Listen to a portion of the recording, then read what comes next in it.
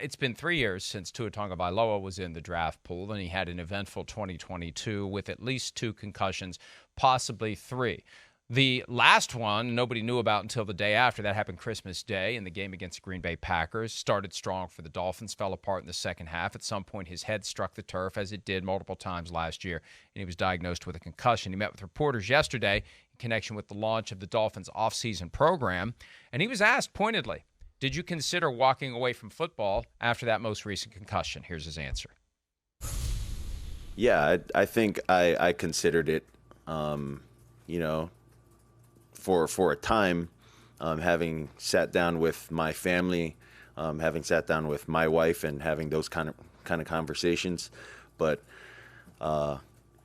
really, it would be hard for me to walk away from this game with how old I am, with my son. I always dreamed of growing, playing as long as I could to where my son knew exactly what, he was watching his dad do.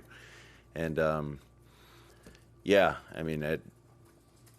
it's my health, it's my body, and I feel like this is what's best for me and my family. So, I love the game of football.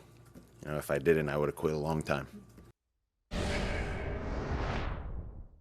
And look, he's got every right to do it as long as he's cleared. The concern I have, at a certain point, he's not going to find a doctor who will clear him to continue to play. But once he's cleared, he's got the right to assume the risk of further head injuries by continuing to play in the National Football League. We are a nation that was founded by risk takers. It was a rebellion. It was a revolt against the government. Sure. We have people in every walk of life who take physical risks with their bodies every day for a lot less money than what Tua Tagovailoa makes, whether it's part of their job or whether it's part of their hobby, jumping out of an airplane, rock climbing, driving around on a motorcycle without a helmet. People have the right to take those risks. Life, liberty, and the pursuit of happiness includes the ability to make bad decisions or decisions to put yourself at some sort of peril, consciously or unconsciously. You can do that. He can do it. He has every right to continue to play his career. And unless and until no doctor will clear him, he can continue to keep playing as long as he wants and as long as the team will have him. The one reality, though, is, Chris, if you keep missing time due to concussions, even if you keep coming back, even if you keep getting cleared, there is going to be a point where that's part of the evaluation of the player.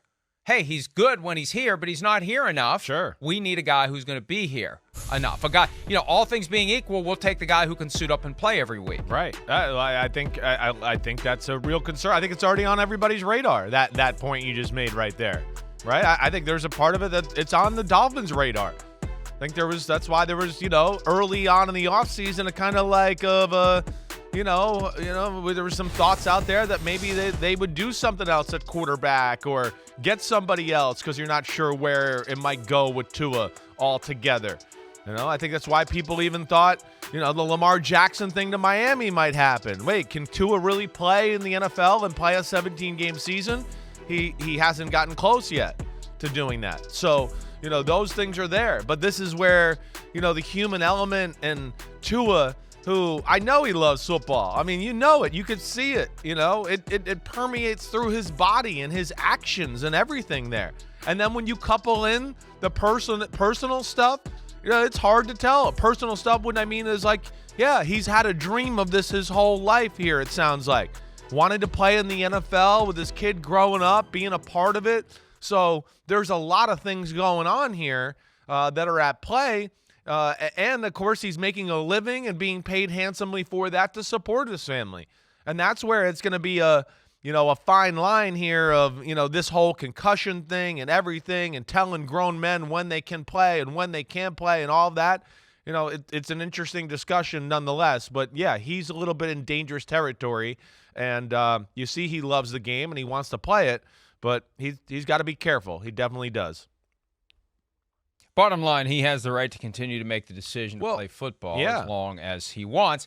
But at some point, someone else may make the decision for him, whether it's a doctor who says no more or whether it's a team that says, sorry, we need somebody that can play every game, somebody who isn't going to be striking his head on the turf and getting a concussion, and then we have to move on to plan B, and then plan B isn't any good. We move on to plan C, and the next thing you know, we're not as good of a team as we want to ultimately be. That's just the reality. Now, earlier in the offseason, GM Chris Greer said that, and I want to make sure I get this right, if I recall it correctly, it was something along the lines of the fact that Tua's had these concussions doesn't put him at risk of having future concussions, that he's healthy, he's fine, and it doesn't enhance the risk. Yeah, it goes back to ground zero is what they're saying. Yeah, I don't know. Right. I always had a hard time believing that. It doesn't enhance the risk. Yeah, okay. And look, I'd say that's separate and apart from the risk that seems to be enhanced that this guy's susceptible to concussions because he strikes his head against the turf because the physics aren't on his side. We're going to talk about that angle coming up. Hi, it's Mike Florio. Thanks for watching PFT on YouTube. Hit subscribe for the latest news and analysis from Pro Football Talk.